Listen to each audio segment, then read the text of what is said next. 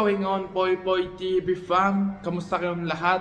It's your boy, Vince. Sa lahat na hindi pa nakakilala sa akin, smack the subscribe button for me. Don't forget to click the share button for me. And syempre, don't forget to like and comment. For today's vlog ay ipaprank nga pala natin yung kaibigan kong hapon. Magkakaraoke doon nga pala kami ng kaibigan ko, tapos naghihintay ako sa kanya. Doon kami magkakaraoke. Nauna akong dumating kaya nag-opening na ako. Tapos sabay kami pasok sa loob eh.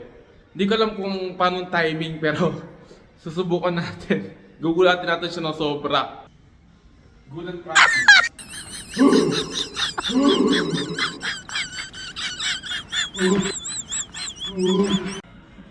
Yung usapan pala namin, 1 PM magkikita kami. Napaaga ako nadating. 12:38 pa lang, meron pa akong 20 minutes. Tingnan nyo guys, oh. Merong vending machine yung Pringles. For you.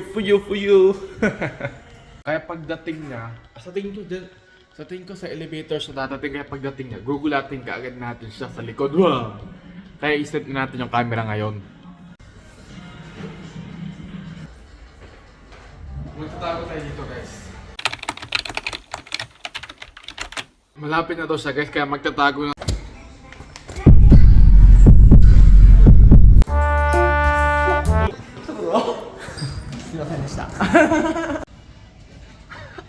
Hindi ko nagulat, madaya. Lumabas kagad sa elevator.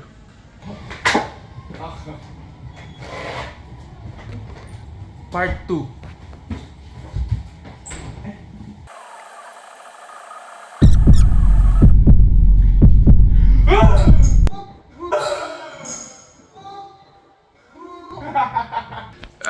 Yun!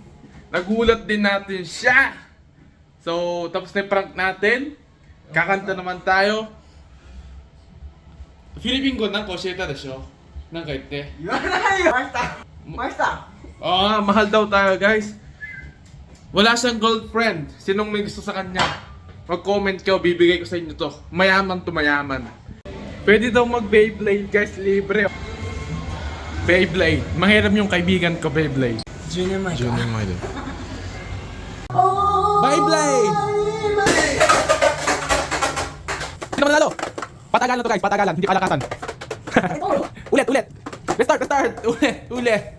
Pauwi na kami guys. Madami ng tao kaya pinapalis na kami ng staff.